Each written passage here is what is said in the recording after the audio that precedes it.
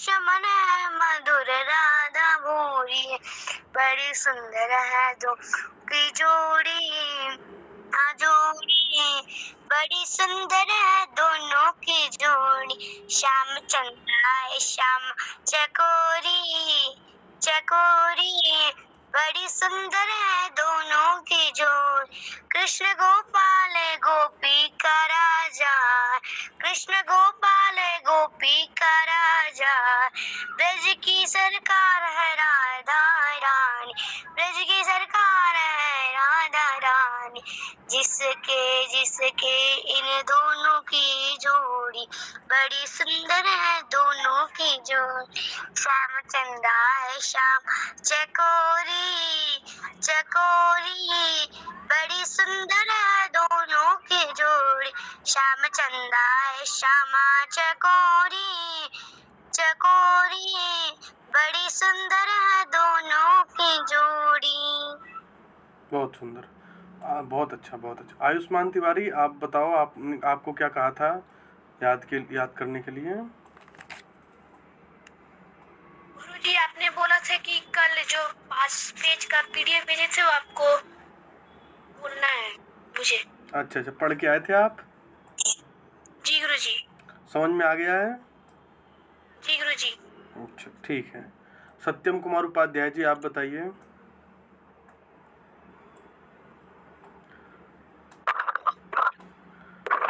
हाँ, ट्रेन में हैं क्या आप?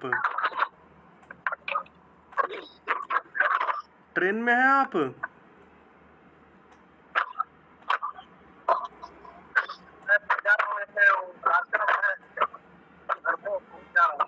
ठीक है, ठीक है, ठीक है, म्यूट कर लीजिए, आप सुनते रहिए। हाँ मांडवी, आप बताओ। जी गुरुजी, राधे श्याम। राधे श्याम, बताओ, समझ में आ रहा है? आप जी जी। हाँ बताओ, क्या कह रहे हो? जी गुरुजी, हमें आज पढ़ने के लिए आपने बोला था, मतलब कल जो पूरी कथा पढ़ाई थी उसी को रिवीजन करके आना है। आप पूछ सकते हैं कहीं भी। ठीक है, अभी धुंधकारी का प्रसंग रह गया, पहले आप धुंधकारी का प्रसंग पढ़ लेते हैं, फिर पूछते हैं आप लोगों से, ठीक है? जी जी। श्यामा, वीडियो ऑन कर लो अपनी।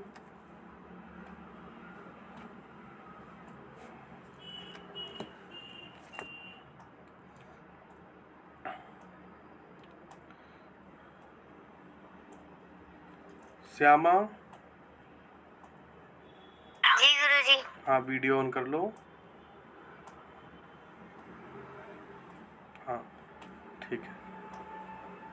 मंगलाचरण की पीडीएफ आप सभी लोग निकाल लीजिए। आयुष्मान तिवारी, मंगलाचरण की पीडीएफ निकाल लीजिए श्लोकों की।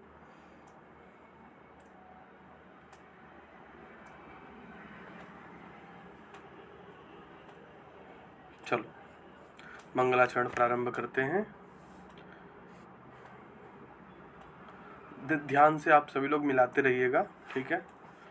अस्मद् गुरुभ्यो नमः, अस्मद् परम गुरुभ्यो नमः, अस्मद् सर्व गुरुभ्यो नमः, श्री राधा कृष्णाभ्यां नमः, श्रीमते रामानुजाय नमः। लंबोदरं सुंदर परमेकदन्तं पीताम्बरं त्रिनयनं परम पवित्रम् उदयद्दिवाकर निवोज्ज्वल कांतिकांतं विघ्नेश्वरं सकल विघ्नहरं नमामि। शरीरं स्वरूपं ततो वकलत्रं यशश्चारुचित्रं धनं मेरुतुल्यं मनश्चैनलग्नं श्रीगुरुरं विपद्मे ततः किं ततः किं ततः किं ततः किं नारायणं नमस्कृत्यं नरं चैव नरोत्तमं देवीं सरस्वतीं व्यासं ततो जयमुदीरयेत्। जयतु जयतु देवो देवकी नन्दनोऽयं, जयतु जयतु कृष्णो वृष्णिवंश प्रदीप, जयतु जयतु मेघश्यामल कोमलांग, जयतु जयतु पृथ्वी भारनाशो मुकुंद। कृष्ण त्वदीय पद पंकज पंजरान्ते, अद्वयो मे विशतु मानसराज हंस। प्राण प्रयाण समये कफवात पित्तै कंठावरोधन विधौ स्मरणं कुतस्थे वराहपीडं नटवरवपु कर्णयो कर्णिकारं बिभ्रदवासकनककपिशं वैजयन्तीं च मालां रन्धानवेरुणधर्षुदया पूरयन् गोपवृन्दै वृन्दारण्यं स्वपदरमणं प्रविशद्गीतकीर्ति करारविन्देन पदारविन्दं मुखारविन्दे विनिवेशयन्तं वटस्य पत्रस्य पुटे शयानं बालं मुकुन्दं मनसा स्मरामि रामाय रामभद्राय रामचन्द्राय वेदसे रघुनाथाय नाथाय सीताय पतये नमः। अंजनानंदनं वीरं जानकी शोकनाशनं कपीशमक्षहन्तारं वन्दे लङ्काभयङ्करं मूकं करोति वाचालं पङ्गुं लङ्घते गिरिं यत्कृपातमहं वन्दे परमानन्दमाधवं। भक्त भक्ति भगवंत गुरु चतुरनाम बपु एक, इनके पद वंदन किए नाशत विघ्न अनेक। इनके पद वंदन किए नाशत विघ्न अनेक। सच्चिदानंद रूपाय विश्वोत्पत्त्यादि हेतवे तापत्रया विनाशाय श्रीकृष्णाय वयं नमः। श्रीकृष्णाय वयं नमः। भगवान श्री हरि के चरणों में जो संपूर्ण संसार के उत्पत्ति करता है, जो सब संसार के करने हारे हैं, ऐसे भगवान श्री हरि के चरणों में हम सभी लोग बारंबार प्रणाम करते हैं और आज की मंगलमय कथा की ओर प्रस्थान करते हैं।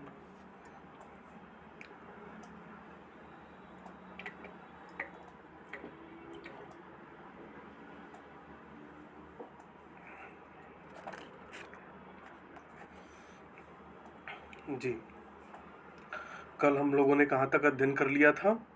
कल हम लोगों ने ये यहाँ तक अध्ययन कर लिया था कि नारद जी ने प्रश्न किया शनकादिक ऋषियों से कि श्रीमद् भागवत जी की कथा सुनने मात्र से कौन कौन लोग तर जाते हैं।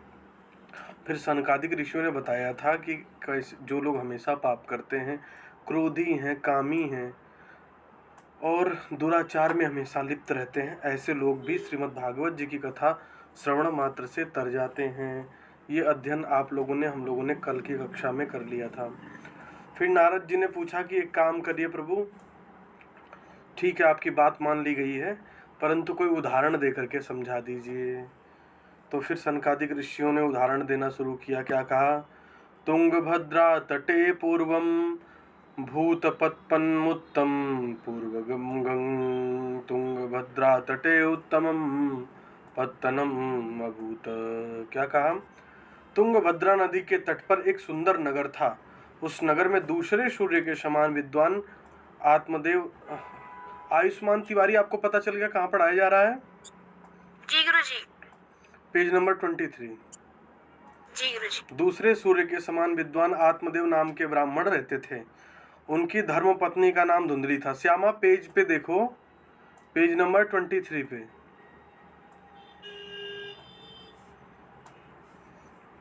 उनकी धर्म पत्नी का नाम धुंधली था। धुंधली सांसारिक बातों में रत रहती थी, बहुत बोलने वाली थी, घर के कामों में तेज व झगड़ालू थी। प्रेम पूर्वक निवास करते हुए यौवन ढल जाने पर भी जब उनके संतान नहीं हुई, तब एक दिन पंडित जी आत्महत्या करने के लिए तालाब के पास पहुंचे और जोर जोर से रोने लगे। तभी एक सन्यासी वहां आए और उन्होंने पंडित जी से पूछा। संत कहते हैं, कथम रोदसी विप्र तुम का ये चिंता बलियसी। हे ब्राह्मण, आप क्यों रो रहे हो? तुम्हें कौन सी चिंता है? तुम स्वस्य दुखस्य कारणम स्वत्वरम वद। हे ऋषि, तुम अपने दुख का कारण ठीक प्रकार से मुझे कहो।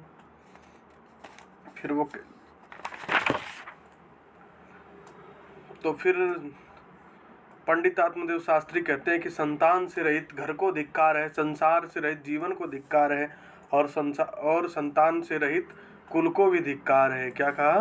कि संतान से रहित घर को भी धिक्कार है, जीवन को भी धिक्कार है और कुल को भी धिक्कार है। ऐसा कहते हैं कि जिनके पास पुत्र नहीं होता, और मैं भी उन्हीं श्रेणियों में हूँ, मुझे भी कोई पुत्र पुत्री नहीं है।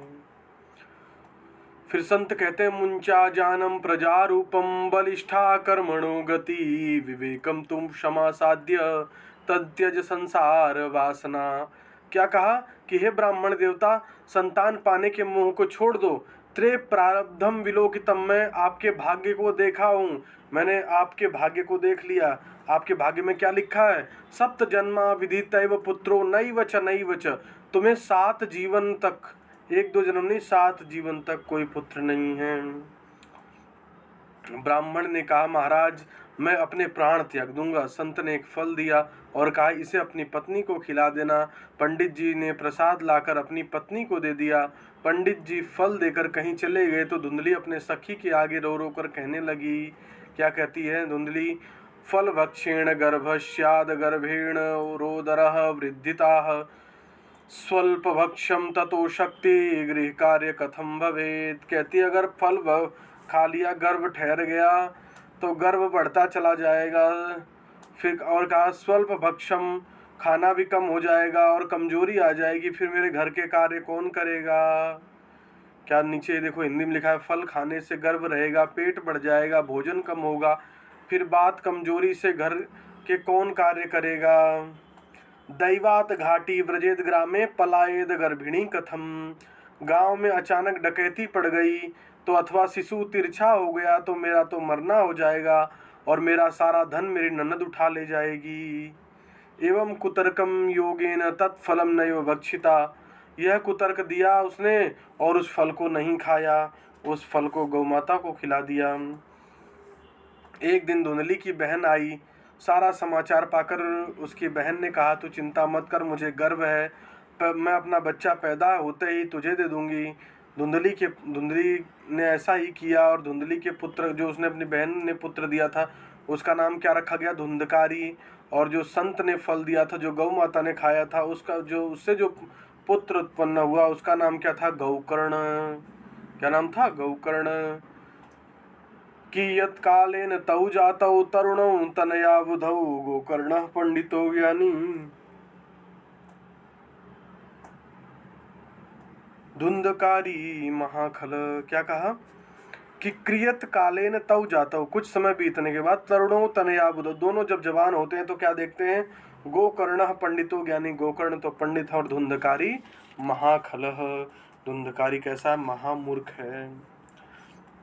समय बीतने के साथ दोनों को हुई ख्याति मिली, एक विख्यात हुआ तो दूसरा कुख्यात निकला। धुंधकारी स्नान शौच क्रियाहीन, चोर, हिंसक और सबके हाथ से भोजन करता था। उसने वेश्या के संग से पिता का सारा धन नष्ट कर दिया। पंडित जी ने दुखी होकर पुनः आत्महत्या करने का मन बना लिया। तभी गोकर्ण जी अपने पिता के पास आए और अपने पिता को बड़ा सुंदर उपदेश दिया। गोकर्ण जी ने अपने पिताजी को समझाया कि मरो मत। क्या कहा? देहे स्थिमांस रुधिरे विमितम त्यज्यम त्वम जाया सुतादिषु सदा ममतां विमुंच्य पश्यानिशं जगदीशं क्षणभंगनिष्ठं वैराग्य राग रसिको भव भक्तिनिष्ठ। क्या कहा कि हे पिताजी, देहो अस्थि रुधिर मांसो, अपने इस अस्थि हड्डी मांस रक्त के प्रति क्यों आसक्ति लगाए हो? इस ममत्व को, ममता मोह माया के, पुत्र पुत्री के मोह ममता को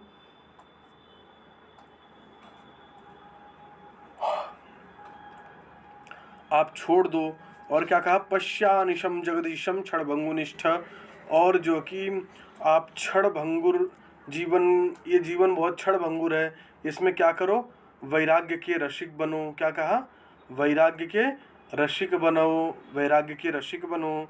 हे तात तुम अस्थि मांस रुधिरे देहो अभिमितम त्यज्य, आप हड्डी मांस और रक्त के बने शरीर के विषय के अभिमान को छोड़ दीजिए और देह के नातों से ममता का त्याग कर दीजिए। इस संसार को अनित्य समझिए और वैराग्य के रस के रसिक हो जाइए। अपने पिताजी को ऐसा वो समझाते हैं। फिर भजन है, ये माया तेरी बहुत कठिन है राम, ये माया तेरी बहुत कठिन है राम, रक्त मांस हड्डी के ढेर से मड़ा हुआ है चाम, देख उसी की सुंदरता हो जाती नींद हराम। ये माया तेरी बहुत कठिन है राम। फिर अपने पिताजी को और क्या कहते हैं, धर्म भजस्व सत्यम त्यज लोक धर्मान, सेवस्य साधु पुरुषा जही काम तृष्णाम। क्या कहा, सांसारिक प्रपंचों को त्याग कर आप निरंतर परम धर्म का सेवन करें, विषया शक्ति को त्याग कर संत जनों की सेवा करें। अनश्य दोष गुणुश्चिंतनमाशु मुक्ता, सेवा कथा शमो नितराम पिबत्वम। दूसरों की अच्छाई बुराई से मन को हटा लें और कथा रस का निरंतर पान करें। भागवत जी के 10वें स्कंद का नित्य पाठ करने से पंडित जी का कल्याण हो गया। धुंधकारी से भयभीत होकर धुंधली रात में कुएं में कूद पड़ी, जिससे वह मर गई। गोकर्ण जी की योग स्थिति थी, इसलिए उनको इन बातों का कोई प्रभाव नहीं पड़ा, वे तीर्थ करने चले गए। इधर धुंधकारी 5 वेश्याओं के साथ घर में रहने लगा। एक बार वेश्याओं के कहने पर धुंधकारी ने चोरी करके खूब धन इकट्ठा किया। वेश्याओं ने बहुत सारा धन देखकर विचार किया कि यह प्रतिदिन चोरी करता है, अगर राजा ने इसे पकड़ लिया तो फिर इसे अवश्य ही मार डालेगा और हमें भी मार डालेगा। अतः धन बचाने के लिए वेश्याओं ने सोते हुए धुंधकारी के मुख में धधकते हुए आग के अंगारे डालकर उसको मौत के घाट उतार दिया। जब गोकर्ण जी को पता चला तो गोकर्ण जी उसे अनाथ जानकर गया जी में जाकर श्राद्ध किया, तथा वे जिस तीर्थ में भी जाते थे उसके लिए वहाँ श्राद्ध अवश्य करते थे। एक बार गोकर्ण जी अपने गांव आए और अपने घर के आंगन में सो गए। आधी रात में धुंधकारी प्रेत कभी भेड़, कभी हाथी, कभी भैंसा, कभी राजा, कभी आग का गोला बनकर सामने आ जाता था। गोकर्ण जी ने हाथ में जल लेकर प्रेत के ऊपर फेंकते हुए कहा, तुम कौन हो? तब प्रेत धुंधकारी क्या कहता, अहम भ्राता त्वदीयोस्मि धुंधकारी इति नामत, स्वकीय नैव दोषेण ब्रह्मत्वम नाशितम मया। क्या कहते हैं कि मैं तुम्हारा ही भाई धुंधकारी हूँ, स्वकीय नैव दोषेण, अपने दोष के लिए ही, अपने ही दोष के चक्कर में मैंने अपना नाश कर लिया है। फिर धुंधकारी कहता है, फिर गोकर्ण जी कहते हैं मैंने तुम्हारा श्राद्ध कर दिया है। फिर धुंधकारी कहता है, गया श्राद्ध सते नापि मुक्तिर न भविष्यति, गया में श्राद्ध करने से मेरी मुक्ति नहीं होगी। तब गोकर्ण जी ने भगवान सूर्य से धुंधकारी का मुक्ति का उपाय पूछा। भगवान सूर्य ने कहा, आप श्रीमद् भागवत का सप्ताह वाचन करें। गोकर्ण जी ने श्रीमद् भागवत जी का आयोजन किया। 7 दिन में 7 बांस की ग्रंथियां फट गई, उसी से धुंधकारी दिव्य रूप में प्रकट हो गया। धुंधकारी फिर भागवत जी की महिमा गाने लगता है। क्या कहता है, धन्या भागवती वार्ता प्रेत पीड़ा विनाशिनी, सप्ताहोपि तथा धन्या कृष्ण लोक फलम प्रदः। क्या कहा कि धन्या भागवती वार्ता, ये भागवत जी की कथा धन्य है, ये प्रेत की पीड़ा हरने वाली है। अगर सप्ताह कोई इसका पाठ कर लेता है तो कृष्ण भगवान के लोक को प्राप्त करने वाला होता है। जब धुंधकारी भगवान के दिव्य लोक जाने के लिए विमान पर बैठने लगा, तब गोकर्ण जी ने भगवान के पार्षदों से पूछा, महाराज यहाँ तो निर्मल मन वाले इतने श्रोता है बैठे हैं, फिर आप एक ही के लिए विमान लेकर के क्यों आए हैं? भगवान के पार्षदों ने कहा, हे गोकर्ण जी महाराज, यहाँ बैठे हुए सभी श्रोताओं ने श्रवण तो किया किंतु मनन सबने नहीं किया, इसलिए सबके लिए विमान नहीं आया है। बाद में सावन के महीने में पुनः गोकर्ण जी ने श्रीमद् भागवत कथा का अनुष्ठान किया। इस बार तो जितने श्रोता थे उतने विमान प्रकट हो गए।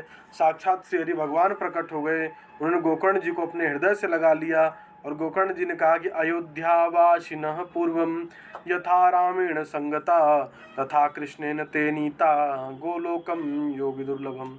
जिस प्रकार अयोध्यावासी पूर्व में भगवान राम के साथ चले गए थे राम जी के धाम, वैसे ही श्रीमद् भागवत जी की कथा सुनने वाले लोग भगवान श्री हरि के धाम को प्राप्त होते हैं, जो योगियों के लिए भी दुर्लभ है। उसके बाद सप्ताह विधि बताई गई है कि 7 दिन की कथा किससे सुननी चाहिए और कहाँ सुननी चाहिए। क्या कहा, सप्ताह विधि, परम पवित्र भूमि पर पूर्वाभिमुख या उत्तराभिमुख बैठें, परम विरक्त विद्वान ब्राह्मण को ही वक्ता बनाएं, या ब्राह्मण का अर्थ ज्ञान से है। विरक्तो वैष्णवो विप्रो, ये श्लोक स्पष्ट कर देगा। विरक्तो वैष्णवो विप्रो वेद शास्त्र विशुद्ध कृत, दृष्टांत कुशलो धीरो वक्ता कार्योति निस्पृह।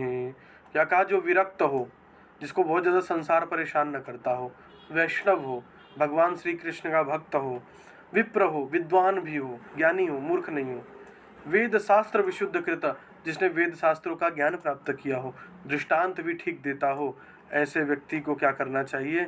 ऐसे व्यक्ति को ही वक्ता बनाना चाहिए। कोई ऐसा नियम न लें जो कथा श्रवण करने में बाधा बने। विवाह में जैसे धन व मन लगाते हैं, वैसे ये धन और मन लगाकर भी भागवत जी कथा करानी चाहिए। विवाहे यादृशम वित्तम तादृशम परिकल्पयेत।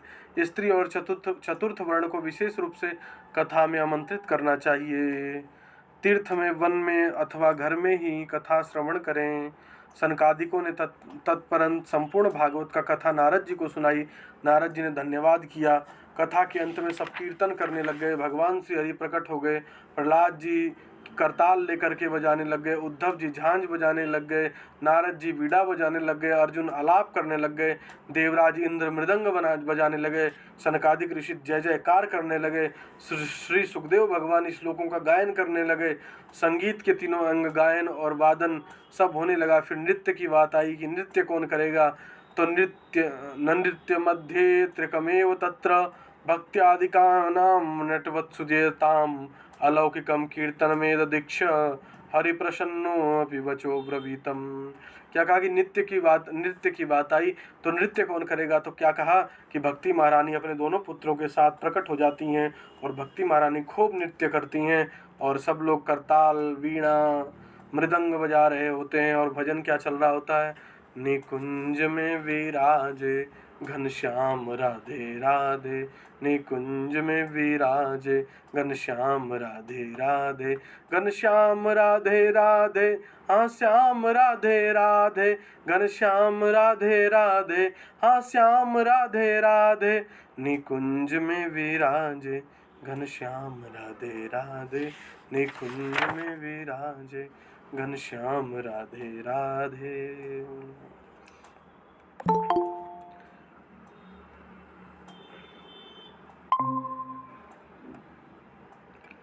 यहाँ से श्रीमद् गोकर्ण जी की कथा पूरी